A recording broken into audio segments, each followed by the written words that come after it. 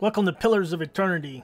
It's another little Let's Play that I want to start. It just came out, I think it was yesterday maybe, but this is developed by Obsidian Entertainment. Those are the same people that brought Fallout and The Stick of Truth, the little South Park game, published by Paradox Interactive.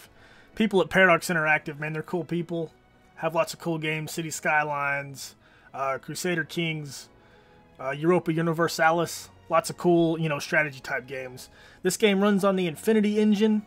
It kind of like it's almost like a throwback, RPG stuff that I played when I was a kid because I grew up with Zelda and those old school, kind of RPG games. So I like that kind of stuff, and I'm a sucker for it. But I don't know what else to say about it. Let's create a new game here. It has a bunch of different difficulties. I'm not going to play on easy. I'm just going to play on normal. I don't want to play on hard. I don't want to play Path of the Damned.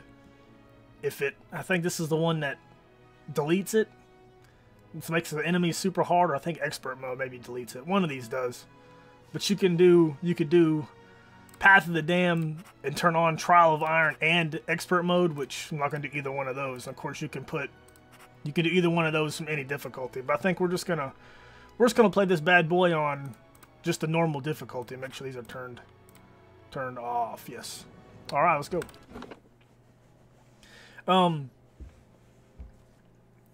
It's just got a lot of.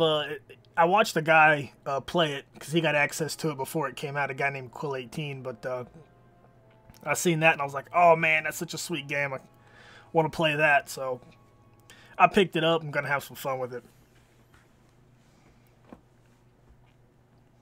I love the cutscenes and stuff that you'll see in a second. Now, I did play a little bit just to kind of get used to the controls and everything, but 5 wagons grope blindly for the path on a starless night, their master glancing ever upward to the skies for assurance that he is on the right course. A dim lantern his only protection against the encroaching darkness. But the skies bring no comfort, shining no light, betraying no hint of what they know. The caravan carries travelers bound for the frontier hamlet of Gilded Vale, you among them, where a local lord has offered land and wealth to settlers from abroad looking for a fresh start. You have taken suddenly ill, sweating and shivering, and one of the other travelers signals for the caravan master to stop on your behalf. He pulls up just in time to avoid plowing into the trunk of a fallen tree that bars the way ahead. You will go no further tonight. so this is the kind of the storytelling, like cutscene that it has, which is pretty awesome. I like it. Alright, character customization. It has a bunch of things that goes across the top here once you go sex, race, class, culture, appearance, voice. And we are going to be male. I did go through this beforehand because I didn't want to spend the whole video trying to go through all this stuff and create a character. But there's different ones that have different attributes. Like the humans start with 1 resolve, 1 might. The Elmawa have 2 might. There's dwarf that have minus 1 dexterity and constitution. Elf is dexterity and perception. Orlin, kind of maybe half elf, half dwarf, kind of. I don't know. But resolve, might, and perception. It's got a kind of a cool tooltip. So you can kind of hold over and click. Or not even click, just hover over it. And it kind of tells you what, perception is or might is. Even like this one here. A territory comprised of forests southeast of the Bale River, populated indigenously by a group of loosely affiliated tribes, collectively known as Galfans. But anyways, it's kind of cool. Just kind of shows you what, what is what, without having to go to like a codex or anything like that. But then there's the godlike people, which they're actually really sweet looking. Doesn't really, if you read this little deal over here, it doesn't really say too much about them, but I'm sure, there'll be some lore and stuff in the game to kind of figure out, who these people are. I am going to be a ranger, so we'll kind of just go classic elf ranger. Because I like bow and arrow, and I don't know why. Now there's wood elf and pale elf. So there's a sub-race with all of them. So like human, there's meadow, ocean, savanna, and they all have kind of different looks. Even with Orlin, which is really cool. So there's sub-races between all these. Then we're going to go Pale Elf. Unclear exactly how long ago the Pale Elves, Glamfelin, came to the southern polar regions of the world, but they have lived there for at least 12,000 years based on their continuous contact with Almawa traders. They appear to be among the most stationary ethnic groups in the known world, migrating within the polar region but seldom venturing far north. They are rare in all northern lands, and most people consider them exotic, if they've ever seen one at all. Anyways, they have different, like this one here. All Pale Elves have increased burn and freeze damage reductions. Now the Wood Elf is against any enemy that is more than 4 meters away. Wood Elves gain bonuses to accuracy, deflection, and reflex, which is kind of cool, but I think we'll just go with Pale Elf, because I might want to grab a sword and go in, you know, up close if I need to. So we'll go Pale Elf. And then within these, there's your classes: Barbarian, Chanter, Cypher, Druid, Fighter, Monk, Paladin, Priest, Ranger, Rogue, and Wizard. So we're going to go with Ranger. And the Rangers have a companion, an animal companion that they're kind of bind with, which is pretty cool. They fight with them, and extremely valuable, and run interference. But if one goes down, then the other serves, or not serves, but has a penalty to their attributes. So high endurance, health, accuracy, and deflection, which is good, and stealth and survival. So I like being kind of stealthy. Oh, there we go. So you can pick wounding shot or marked prey as your deal. So I think I'm gonna, instead of marking them, I think we're just gonna go with wounding shot. He or she, with fleeting prey, the hunter aims for a spot that will slow the target's progress, hobbling the target and inflicting raw damage over time, which is good. And then you pick your animal companion. There's antelope, bear, boar, lion, stag, and wolf. And each one of these have different things. So like the antelope has naturally superior defenses for deflection, fortitude, reflex, and will. The bear has superior protection from all forms of damage, so kind of a tanky type companion. The boar, companions will inflict more damage when they're below 50 endurance. I don't know if I want to have them below 50 endurance all the time. Lion. Lions have the ability to terrify enemies with a powerful roar. Could be good, I guess. Stag. Stags can activate a melee attack that does damage to all enemies in a small area around the target. Okay, so they have like an AoE attack type thing. So that could be good. I don't know how... Have a deer following you around? It's kind of... I don't know. You think of a guy like a hunter or something that probably hunts deer to eat, but then he has a stag companion. It's kind of interesting. The wolf. Wolf companion does high damage. It can easily avoid disengagement attacks. So the wolf is high damage. What did the antelope? So they just have high defense. The wolf is high damage. Bear's high defense too.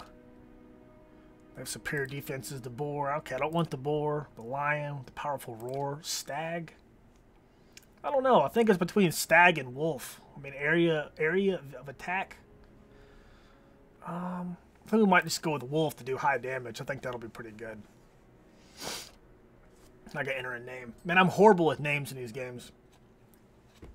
Because I'm always afraid I'm gonna be stuck with a name that I don't like and be stuck with it forever. So I may just name it after my dog. Because obviously I'm not tired of that name. Because I've had him for like, I don't know, 7 or 8 years now. But doesn't really sound very... Maybe we just change the... We'll just misspell it a little bit so it sounds better. Deuce? There you go. There's Deuce.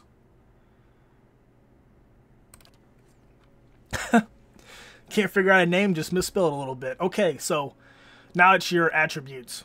Now, might, that's basically how much damage you do. Because in some role-playing games, they have, you know, maybe intelligence as damage for wizards and stuff like that, but it's all grouped into one. So might is your damage, whether it's magical or with a sword or with a bow or whatever it is. So we're going to want a bunch in there, and of course they give it a little star. So this is highly recommended for my character. Dexterity, perception, intellect, not as much as dexterity and might, and then constitution and resolve. So we're going to throw quite a bit into might and dexterity, and we'll throw a couple into perception and intellect, and I think I want to give myself a little bit of constitution. Is so combined characters overall health and stamina. We do want to have some stamina because the little game mechanic is quite interesting. And then the resolve, internal drive, determination, fearlessness, emotional intensity that they can project to others. It can be helpful for mental intimidation, leadership, or convincing performances. Helps characters maintain concentration. Almost said contraception. Totally different things. So I think that's good. 14 dexterity, 14, 13. Yeah, that'll be good. Kind of spread them out a little bit. Okay, now you have your culture. So there's 8 air, which kind of gives you a little backstory over there. I'm not going to read all of them. It's already running a little bit long on the character customization, but we're going to be stuck with this guy for a little bit, so I want to take care of it. Deadfire Archipelago. I didn't say that right. That's fine. Ixmal Plains, and of course they changed their clothing and their weapon a little bit between each of them. Old Valea, he's got a little crossbow. Rautai.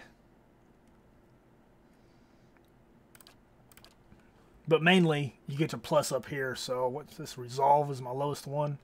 So we could put something on Resolve. That's Resolve. That's Small Plains is Resolve. Or we could just put another one on Might so we can do good damage. What was Resolve again? Does it tell me? Find a one with the Resolve on it. Fix the character's internal drive. I don't know. We might just do... Is there 2 resolves on any of these? No, just 1. Oh, that one's resolve.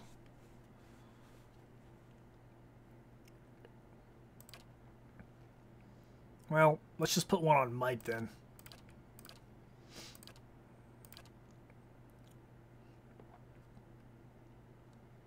That's not too bad. Let's go ahead and do that one so we'll do good damage at the beginning of the game. That can't hurt anything. Okay, then you have your background. Colonist, drifter, hunter, explorer, laborer, mercenary, merchant, or scientist. So I guess these are the attributes. Ooh, Burp City. Drifter gives you +1 in stealth. You never quite fit in no matter where you go. Each new town is just a place to rest briefly before moving on to the next. You're more comfortable on the road traveling in the world. That kind of seems like our character. Explorer. The siren of the horizon, irresistible, you cannot help but to wonder what lies beyond the next hill or wave. You built your life on finding out. Hunter. Stealth and survival. Mercenary. Athletics and lore. Athletics, mechanics. Now there are traps to I guess untrap. I don't know the word for that. I guess disassemble maybe. That's what your mechanics helps out. Merchant. Traded goods. I don't want that. I don't think I want laborer. Maybe explorer or drifter. I don't quite say I want to never fit in. Like a loner. Explorer maybe. Lore and survival. Now let's go drifter. We never quite fit in. That's fine. Okay, primary colors. You can change the primary color. You might just kind of go with a brown. The secondary color. Gray. That's a bright blue. Green. That's a bright green. Go with dark green maybe? Yeah, dark green's alright. Or black? What's black look like? Hey, black looks pretty good. Why don't we change this to a green?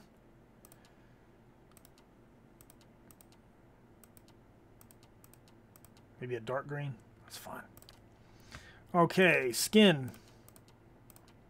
I don't want him looking too pale. This guy's been out in the woods or the mountains, outdoors hunting stuff. Man, he can't be that pale. Dude's got to have a little bit of sun. I think that one will work. Hair's kind of bluish colored. It's like a brown. Ooh, that is a bright blonde.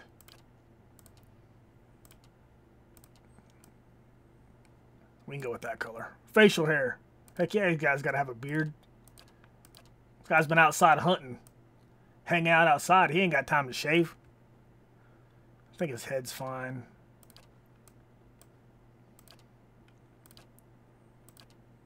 Yeah, I think we'll go with number 2. Hair. Something kind of wild and crazy hair. Well, not too wild and crazy, I suppose. But something kind of long, not a weird comb over thing. I don't like that one. I don't like that one either. With the braids, it's not too bad. I don't want a mohawk. What was that one? I forgot which one I picked when I did the little trial run.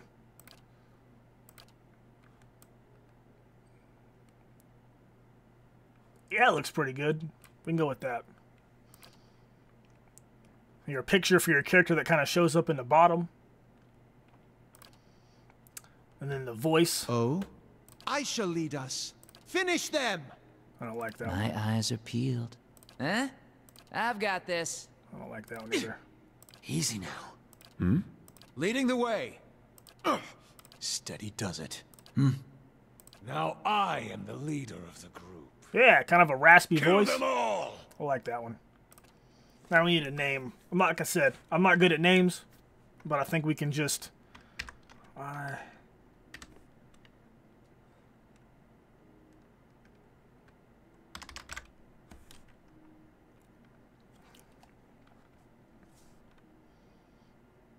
Italon? Yeah, that's a good name. Alright, I think we're done. Let's get into the game.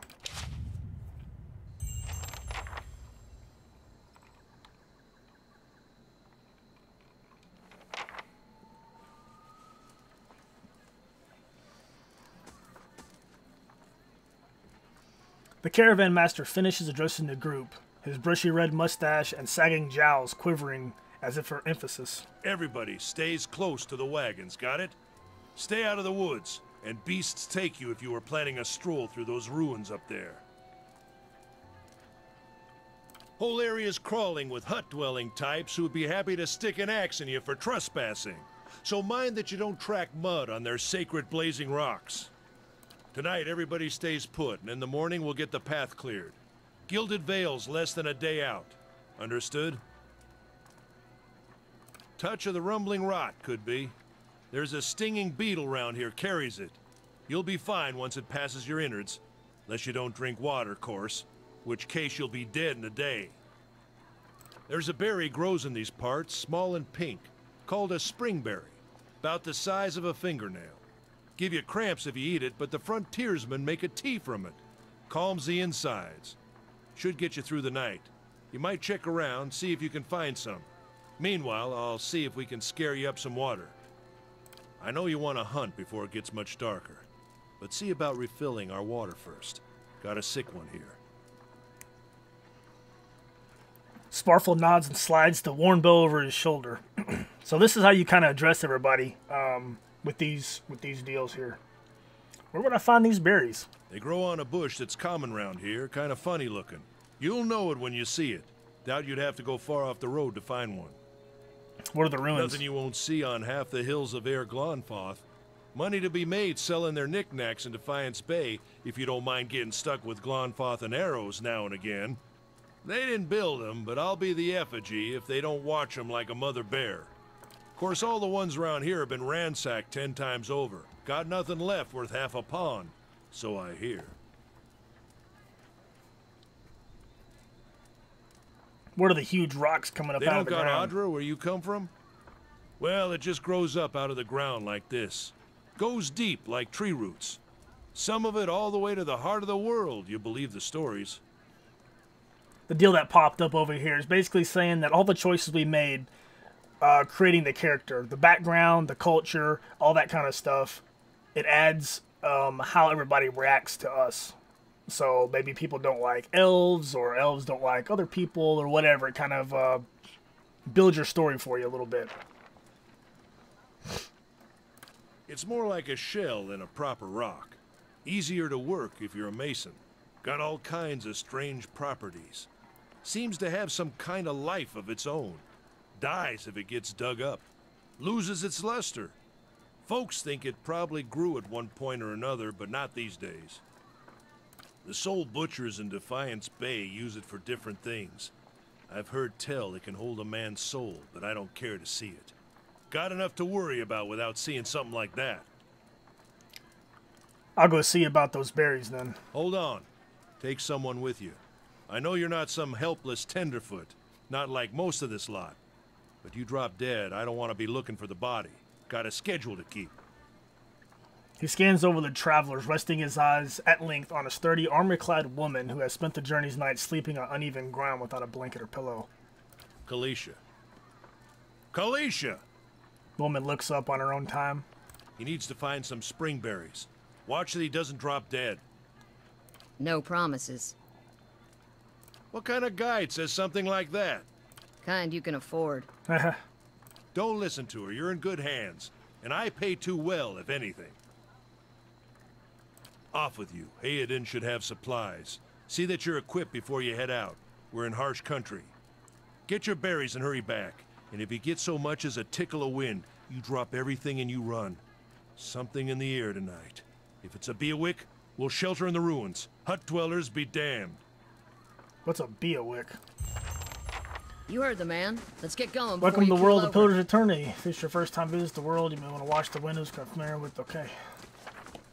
Alright. I think we're going to stop here before we, Yes. before we take on. We'll do a little bit of exploring and stuff in the next episode. I don't want it to run too long. Select the apartment. Okay, I already know that. Okay. Select, remember, anywhere on the screen, the cursor at wedges. Multiple party members will select. Okay, got it. Well? Alright. I think we'll save it right here. The next episode, we'll continue and try to find those spring berries so I can get whatever's messing up my stomach. Apparently, I got the runny poops. Anyway, thanks for watching. See you back next time.